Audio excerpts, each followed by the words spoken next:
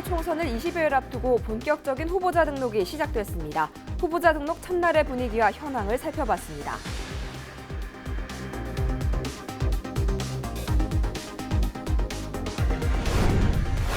순천, 광양, 곡성, 구례을 선거구는 선거구 획정으로 진통을 겪으면서 후보자가 난립한 상태입니다. 후보자 7명 가운데 4명을 먼저 만나봤습니다.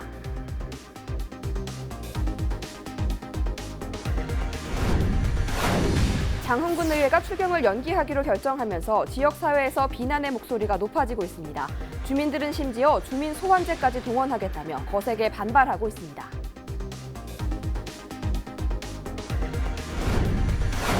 군공항 이전 문제를 두고 전라남도와 광주시가 공동으로 문제 해결에 나서기로 했습니다. 조만간 태스크포스팀이 구성되고 새로운 대안을 세워 정부에 건의하겠다는 입장입니다.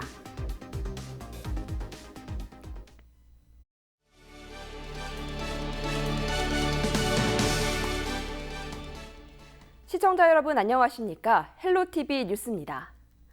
다음 달 15일 치러질 21대 국회의원 선거에 후보자 등록 접수가 시작됐습니다. 아침 일찍부터 주요 후보자들이 등록을 서둘렀는데요. 다음 달 2일부터 본격적인 선거전이 치러질 예정입니다. 박종호 기자입니다. 목포시 선거관리위원회입니다. 이른 아침부터 후보자들의 발길이 이어졌습니다. 등록을 마치고 본격적인 선거에 돌입하기 위해서입니다. 26일 오전 9시부터 1시간 동안 김원희와 윤소아, 박지원 예비후보가 후보자 등록을 마쳤습니다. 같은 시간 무안군 선관위도 후보 등록이 시작됐습니다. 오전 9시 서삼석 후보를 시작으로 1시간 뒤인 10시쯤 이윤석 후보도 등록을 마쳤습니다. 26일 오전까지 전남 지역 10개 선거구에서 주요 정당 후보자들이 등록을 마친 것으로 파악됐습니다. 정당 추천을 받은 지역구 후보자는 추천 정당 당인과 당 대표 직인이 찍힌 추천서를 제출해야 합니다. 지역구 국회의원 선거후 기탁금은 1,500만 원이며 비례대표의 경우 공직선거법이 개정되면서 500만 원으로 줄었습니다. 등록을 마친 후보들은 다음 달 2일부터 선거 전날까지 본격적인 공식 선거운동에 나설 수 있습니다. 공식 선거운동은 예비 후보 때보다 방법이 다양해집니다. 예비 후보자와 가족 1인으로 제한됐던 명함 돌리기도 선관위에 등록된 선거사무장과 사무원까지 확대됩니다. 또 유세 차량 동원과 공개 연설, 확성기 사용 등이 허용됩니다. 헬로티비 뉴스 박종호입니다. 4.15 총선을 앞두고 LG헬로비전이 선거구별 후보자를 만나 주요 공약을 살펴보고 있습니다. 오늘은 순천, 광양, 곡성, 구례을 선거구 후보를 소개할 텐데요. 전체 7명의 후보자가 출사표를 던진 상황에서 먼저 서동용, 김창남, 이경자, 유현주 4명의 후보부터 자세히 다뤄봅니다. 서경 기자가 취재했습니다. 선거관리위원회에 등록된 주요 정당 4명의 후보자부터 살펴봅니다. 먼저 순천, 광양, 곡성, 구례, 을 선거구 더불어민주당 서동영 후보입니다. 연세대학교 행정학과를 졸업하고 더불어민주당 정책위원회 부의장을 역임했습니다. 서동영 후보의 주요 공약으로는 지역 국회의원들의 협의체를 만들어 국회에서 한 목소리를 내겠다는 것과 여순사건 특별법을 반드시 제정해 희생자 명예회복과 피해보상을 받아내겠다는 것, 공공임대아파트 관련법을 개정해 임차인의 권리를 향상시키겠다고 밝혔습니다. 우리 국회의원들이 반드시 협의체를 구성해서 지역 문제를 공동으로 연구하고 토론하고 해결책을 찾는 그런 노력들을 하겠다는 약속을 드립니다. 임차인 보호에 앞장서겠습니다. 이 임차인들이 내 집 마련의 꿈을 마련하고 안정된 주거를 확보하는 데 최선의 노력을 다하겠습니다. 다음으로 미래통합당 김창남 후보입니다. 동국대학교 행정대학원 북한학과를 졸업하고 아시아 국제영화제 집행위원장을 맡고 있습니다.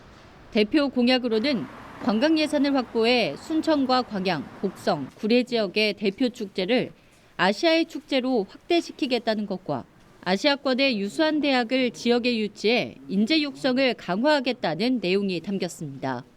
아시아인들이 많이 찾아올 수 있도록 먹거리라든지 볼거리 그리고 숙박시설들을 확충해서 아주 좋은 환경을 만들고자 합니다. 세계적인 대학으로 유치함과 동시에 이 지역에 있는 대학들과 연계하고 세 번째로 정의당 이경자 후보입니다.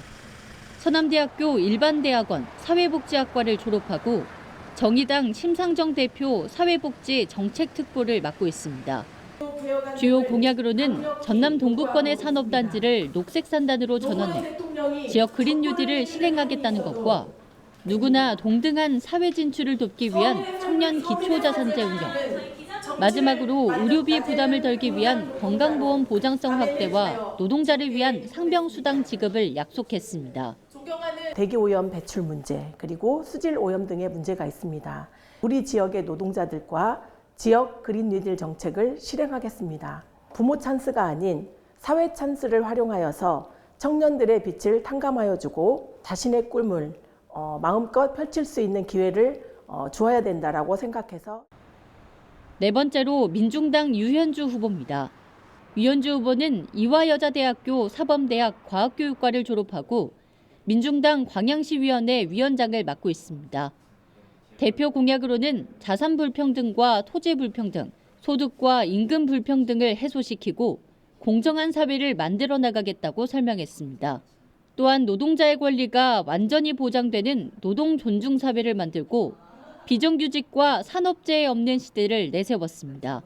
주택을 3채 이상 가지고 있지 못하도록 제한을 두어서 그 이상의 주택은 몰수해서 집 없는 우리 서민들에게 공공주택으로 분배를 할 예정으로 있습니다.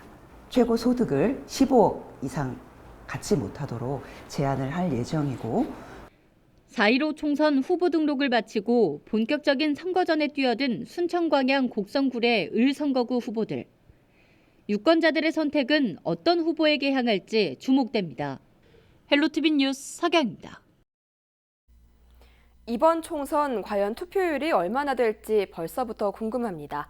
과거 총선에서는 지역별 투표율은 어떻게 나왔을까요? 16대부터 20대 총선까지의 투표율, 김한식 기자가 분석했습니다. 지난 2000년 16대부터 치러진 5번의 국회의원 선거 평균 투표율은 55.2%입니다. 투표율이 가장 높았던 선거는 17대, 다음에 치러진 18대는 50%를 밑돌아 최저로 기록됐습니다. 전국 18개 시도 가운데 가장 투표율이 높은 지역은 세종과 전남이 각각 61.35%, 60.02%로 나타났습니다. 반면 투표율이 가장 낮은 곳은 인천과 대구, 경기 순으로 50% 초반에 머무르고 있습니다.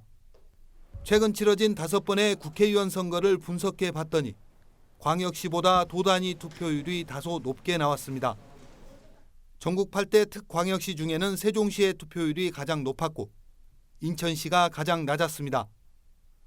도 단위에서는 전라남도가 가장 높은 투표율을, 최저는 경기도로 분석됐습니다. 지난 2014년 도입된 사전투표는 2번의 지방선거와 대선, 국회의원 선거 등 모두 4번이 실시됐습니다. 지난 2014년 지방선거에서 11.49%를 기록했고 20대 총선에서 소폭 상승, 19대 대통령 선거와 제7대 지방선거에서는 각각 20%를 넘겼습니다. 사전투표율이 가장 높은 지역은 전남, 가장 낮은 곳은 대구와 부산으로 조사됐습니다. 헬로티비 뉴스 김한식입니다. 4.15 총선이 20여일 앞으로 다가왔습니다. LG헬로비전은 유권자들의 목소리를 들어보는 시간 마련했는데요. 유권자들이 후보자에게 바라는 점은 무엇인지 들어봤습니다. TV 보면 정말 국회의원들이란 사람들이 맨날 그 싸우는 모습만 보여주고 뭐라 하지? 자기 그 권력에만 그 막 집중을 하지 이 나라를 어떻게 해서 같이 협력해서 세워나갈까라는 그런 협력점은 우리가 볼 수가 없더라고요. 그런 것들이 마음에 안 들어요, 솔직히. 누구를 세워서 이 국가를 이끌어 나갈지 궁금하죠. 네. 그 공약을 보고 좀 비교를 하고 선거에 참여하면 이제 당선 전에는 여러 공약들을 내는데 막상 당선이 되면은 약간 좀 잘 안 지켜지는 부분이 있는 것 같아요. 당선 후에도 시민들과 약속한 공약들을 좀 지켜주셨으면 하는 바람입니다.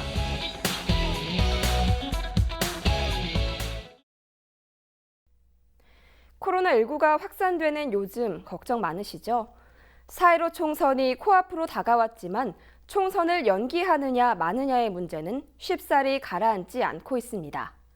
코로나19 확산을 막기 위해 많은 사람이 모이는 선거운동이 불가능해지면서 자신을 어필해야 하는 후보들은 이러지도 저러지도 못하고 있습니다.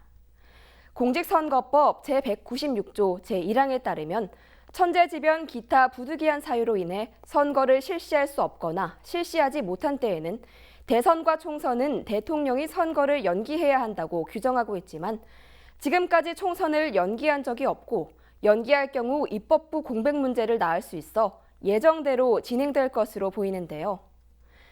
우리나라는 어려움 속에서도 선거를 치른 역사가 있습니다. 1948년 5월 10일 재헌국회를 구성하기 위한 첫 총선거를 시작으로 1950년 5월 6.25 전쟁 바로 직전에 제2대 총선이 치러졌으며 2년 뒤인 1952년 8월 제2대 대선은 전쟁 속에서도 치러졌습니다. 우리 국민들은 왜 힘든 상황 속에서도 선거를 치르게 되었을까요? 그것은 지역을 살리기 위한 한 사람, 한 사람의 염원이 만들어낸 힘이었을 겁니다. 제21대 국회의원 선거의 후보자 등록은 27일까지며 본격적인 선거운동은 4월 2일부터 시작됩니다. 우리 지역의 일꾼을 뽑는 선거인 만큼 후보자들의 정보와 공약을 면밀하게 살피는 자세가 필요합니다. 과거 누군가의 한 표가 오늘을 만들어냈듯 여러분의 한 표가 우리의 소중한 미래를 만들어 나갈 겁니다. 지금까지 앵커 브리핑이었습니다.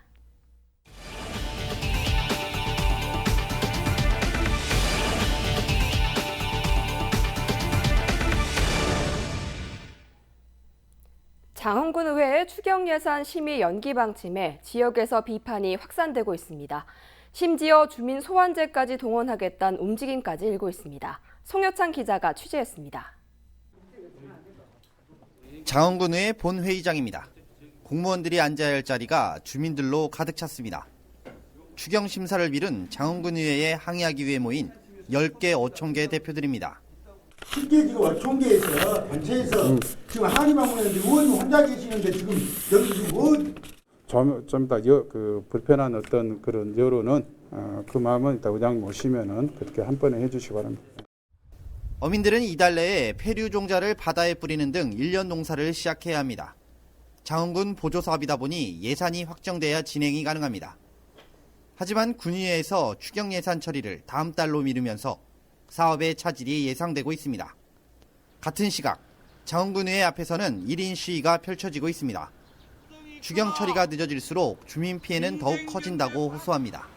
장흥군 3만 8천 명의 말을 따르지 않은 일꾼은 주민 소환제로 군의회에서 쫓아내야 한다.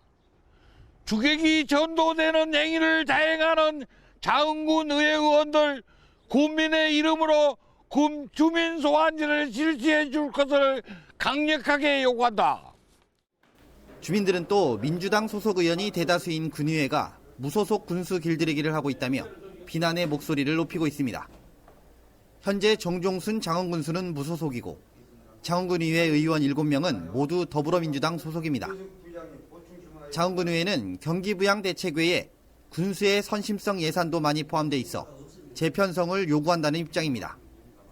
선심성 예산 또 그 눈에 보이지 않는 누구 개인 특정인을 봐주기 위해서 이런 걸 하지 말고 민생 경기에 직접 밀접한 예산을 좀 짰으면 좋겠다. 코로나19 사태로 지역 경제가 큰 타격을 입은 가운데 예산안 심의를 둘러싼 불협화음은 당분간 지속될 것으로 보입니다. 헬로티비 뉴스 송혜창입니다. 그동안 논란이 됐던 광주 군공항 이전 문제를 두고 전라남도와 광주시가 문제 해결에 나서기로 했습니다. 김영록 전라남도지사와 이용섭 광주광역시장은 태스크포스팀을 구성해 내년 말 통합 예정인 광주와 전남 무안의 민간공항 명칭과 광주 군공항 이전 문제에 새로운 정책적 대안을 마련해 정부에 건의하기로 했다고 밝혔습니다. 한편 광주시는 단국대학교 분쟁해결연구센터에 자문해 군공항 예비 이전 후보지 선정 협의 절차 이행 방안 등을 모색하기로 했습니다. 장흥 해동사에서 안중근 의사 순국 110주기 추모 행사가 열렸습니다. 코로나19 영향으로 규모가 축소된 이번 행사는 사랑의 나무 기증식과 추모 행사가 진행됐습니다. 장흥 해동사는 우리나라에서 유일하게 안중근 의사의 위패를 모셔놓은 사당이며 장흥군은 다양한 추모 사업을 진행하고 있습니다. 앞으로 이곳을 대한민국의 모든 배우는 학생들은 물론이고 청소년, 우리 5천만 국민들이 이곳에 찾아와서 안중근 의사의 나라 사랑 정신과 동양 평화 정신을 배우는 역사 교육의 체험 공간으로 발전시켜 나갈 것입니다. 최근 전국적으로 사회적 거리두기 운동이 펼쳐지고 있는 가운데 해남군도 사회적 거리두기 유관기관 회의를 진행했습니다. 이날 회의는 사회적 거리두기 동참의 의미로 마스크를 착용하고 아크릴판으로 칸막이를 설치해 비대면으로 회의를 진행했습니다. 해남군은 또 사회적 거리두기 내용을 담은 홍보 현수막을 14개 읍면 게시대에 설치했으며 유관기관과 다중이용시설 등에 홍보 포스터 700개와 전단지 10,000매를 배부하는 등 홍보하고 있습니다. 콜롬비아에서 입국한 광주와 전남 지역 신천지 교인 12명이 격리 조치됐습니다. 신천지 교인 12명 가운데 5명은 광주 소방학교 생활관으로 나머지는 각각 자가격리됐습니다. 방역당국은 최근 들어 코로나19가 해외에서 유입되는 사례가 늘고 있어 선제적 격리 조치에 들어갔습니다. 여수시가 오는 5월에 열릴 예정이었던 여수 거북선 축제를 취소했습니다.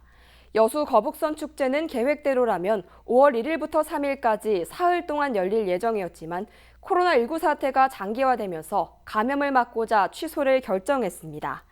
여수시는 축제 취소로 지역경제가 위축되지 않도록 관광산업과 지역경제 활성화 방안을 강구하겠다고 밝혔습니다. 전라남도 교육청이 코로나19 대응과 관련해 긴급 추가 경정 예산안을 편성했습니다. 전남교육청은 학생과 교직원 방역 물품 구입과 긴급 돌봄, 온라인 학습 운영 지원 등 230억 원 규모입니다. 교육청은 학생용 마스크 200만 개를 구입하고 열화상 카메라를 기숙사와 특수학교에 보급할 계획이며 비접촉식 체온계와 손소독제를 학급별로 보급할 방침입니다. 또 급식실에는 자동 분사형 손소독기를 배치하고 보건교사가 없는 학교에 인력을 지원할 예정입니다.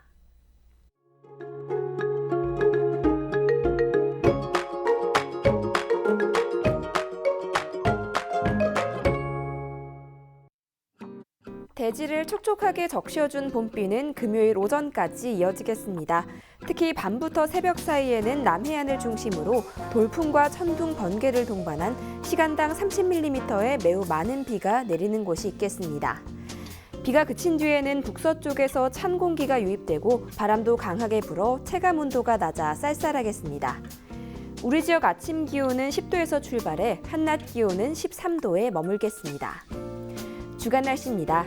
가끔 구름 많은 날씨가 이어지다가 다음 주 초반에 또 한 차례 비 소식이 있습니다. 바다 날씨입니다. 전 해상에는 풍랑 예비특보가 내려져 있습니다. 밤부터 바람이 강하게 불겠고 남해 서부 먼바다에서 물결이 최고 4m까지 높게 일겠습니다. 생활 날씨입니다. 비가 내리고 대기 확산도 원활해 미세먼지 농도는 전국이 좋음 수준을 보이겠습니다. 다만 비가 내리는 곳은 가시거리가 짧고 수막 현상으로 도로가 미끄럽습니다. 교통안전에 각별히 유의하시기 바랍니다.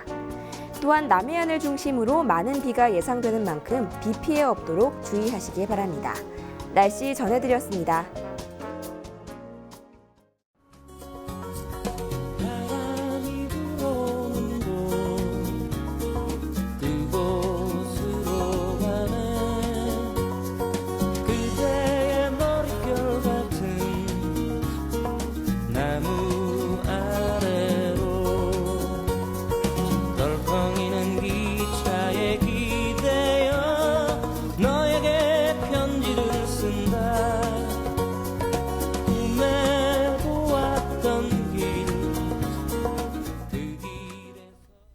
이상으로 헬로티비 뉴스를 마칩니다. 저희는 언제나 지역 주민 여러분 곁에 있겠습니다. 고맙습니다.